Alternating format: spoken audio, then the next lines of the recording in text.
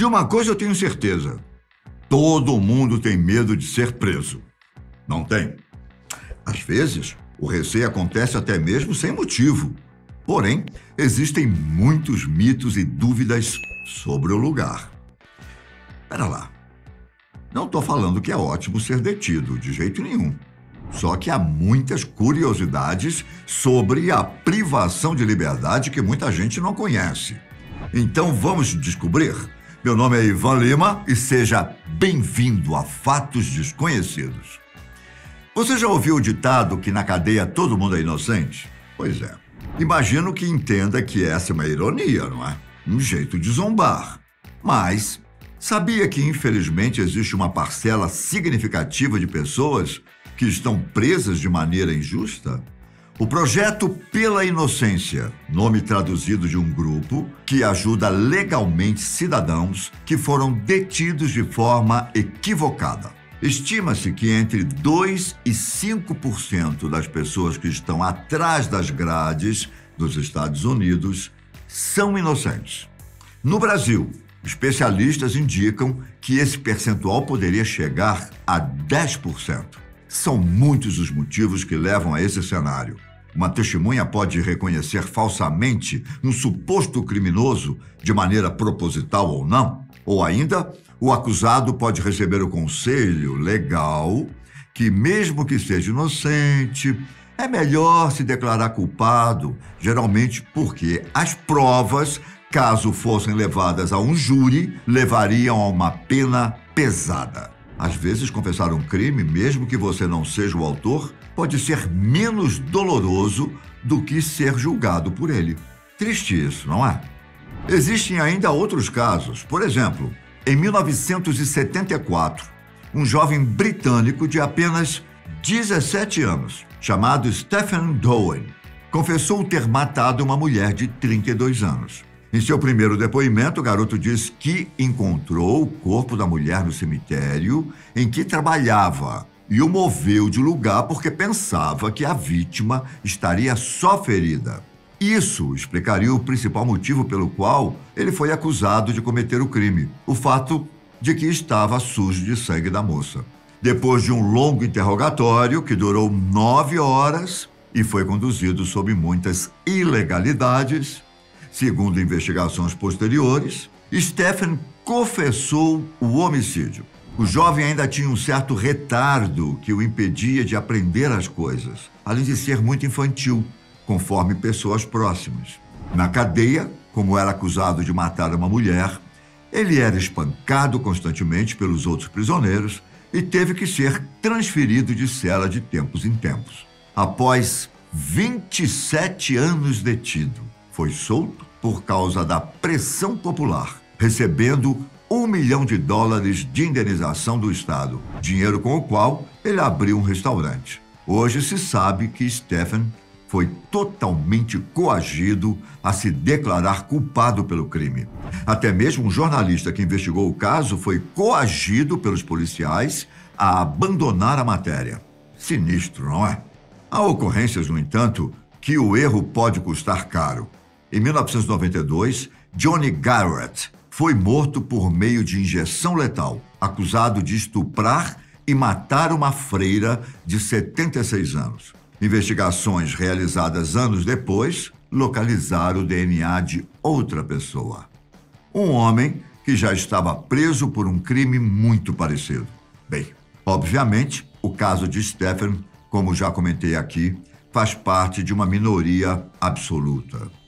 Espero.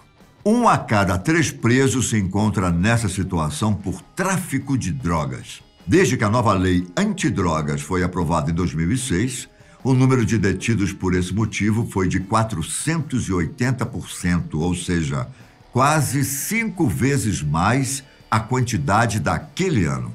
Quanto mais grandes traficantes estiverem atrás das grades, melhor para a população. Só que isso não é bem assim, pelo menos segundo estudos. Pesquisas apontam que a distinção de usuário para traficante é mais definida por preconceitos. Geralmente, pessoas pobres e negras são presas como traficantes quando são encontradas com a mesma quantidade de entorpecentes que indivíduos mais ricos, que são considerados usuários. E para piorar, muitos usuários ou pequenos traficantes são flagrados pela polícia na companhia de grandes traficantes. Se viciam na cadeia com entorpecentes mais fortes, que são achados livremente na prisão. Ou ainda são atraídos por facções criminosas e acabam se tornando mais perigosos e experientes. É uma ironia, não é? Isso tudo acontece porque, como você deve imaginar, as cadeias não são lugares nada legais. Para se ter uma ideia, em um período de 12 meses, de julho de 2016 a junho de 2017, mais de 600 presos foram assassinados em prisões brasileiras. Recentemente, as estatísticas estão subindo vertiginosamente, muito por causa das guerras entre facções. Os detentos produzem armas com o que têm, transformando pedaços de pau e ferro em facas e lanças. Porém, existem várias maneiras pelas quais eles se matam. Uma delas é mais comum do que a gente pensa: jogar água fervente na cara do outro. Geralmente, quem está realizando o ataque ainda adiciona açúcar no líquido para torná-lo mais grudento. Uma coisa absurda. Bom, como você deve saber, drogas, armas e facções não são os únicos itens que se encontram na prisão que não deveriam estar lá. Por sinal, para os criminosos conseguirem ter e fazer essas coisas, eles precisam, assim como quem está do lado de fora, de celulares. São muitos os meios pelos quais esses aparelhos entram nas celas e custam caro lá dentro. Um produto desse em um presídio americano custa em torno de $1.000.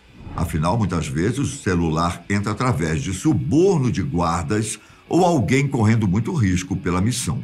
No que eu vou te contar agora, fica provado que o jeitinho brasileiro resolve quase tudo, menos a morte. Em 2015, guardas apreenderam um gato transportando celulares para um centro de detenção na Paraíba. Esse que você ouviu mesmo, um gato. Os aparelhos estavam presos em uma espécie de tecido. Provavelmente os bandidos adestraram o bichinho de estimação para receber comida dos dois lados do muro. Não dá para falar que não é criativo, não é? Cadê a NASA para investigar isso? E criatividade é o que resta para muitos detentos, mesmo que não seja utilizada de uma maneira legal, principalmente nos Estados Unidos. É comum que guardas sejam atacados com um tipo de arma um tanto quanto diferente e bem nojenta. Os prisioneiros fabricam armamentos biológicos, se é que podemos chamar assim, com as próprias fezes e urinas, às vezes até mesmo o líquido da bile. Só em um presídio do estado da Califórnia, no ano de 2017, ocorreram 111 ataques com objetos infectados ou produzidos com esses materiais. As agressões não são efetivamente para matar o funcionário, mas para se vingar de algum castigo. Ainda na parte da imaginação e criatividade, é comum que em prisões mais seguras, os detentos tenham que encontrar maneiras criativas de se comunicarem entre eles e com o mundo. Claro, do lado de fora, principalmente, aqueles que continuam realizando atividades ilícitas dentro da prisão. Isso porque, dependendo do nível de periculosidade do criminoso, todas as cartas e telefonemas serão vigiados e conferidos.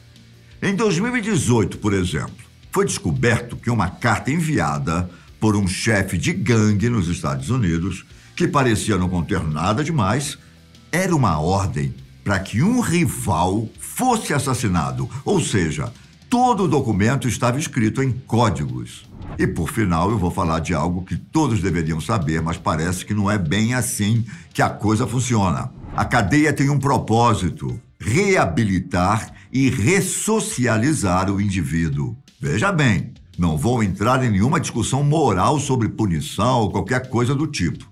Estou apenas abordando um fato, um conceito jurídico que é praticado em alguns países. No Brasil, porém, segundo estatísticas de 2016, 7 a cada 10 detentos já foram presos mais de uma vez. Ou seja, não estão sendo recuperados. Alguns dos motivos que explicam esse cenário já foram narrados aqui. É muito comum que criminosos de baixa periculosidade sejam alistados por facções dentro dos presídios, em busca de proteção e sustento fora dali. É um fato conhecido por todos que as cadeias brasileiras não ressocializam em nada seus ocupantes. Estruturas sucateadas, superlotação e negligência são tristes realidades do sistema prisional. O filósofo russo Dostoiévski disse uma vez: o grau de civilização de uma sociedade pode ser medido pela maneira como tratam seus prisioneiros. É algo para se pensar, não é mesmo? Por hoje é só, mas conta pra gente aqui nos comentários se você já conhecia alguma das situações que te contei. Será mesmo que os presos devem viver como estão hoje em nossas cadeias? Ou é necessário investir para que essas pessoas não voltem a cometer mais crimes? Uma questão bem polêmica para você contar sua opinião. Então, um abraço, fiquem com Deus e até a próxima. Tchau!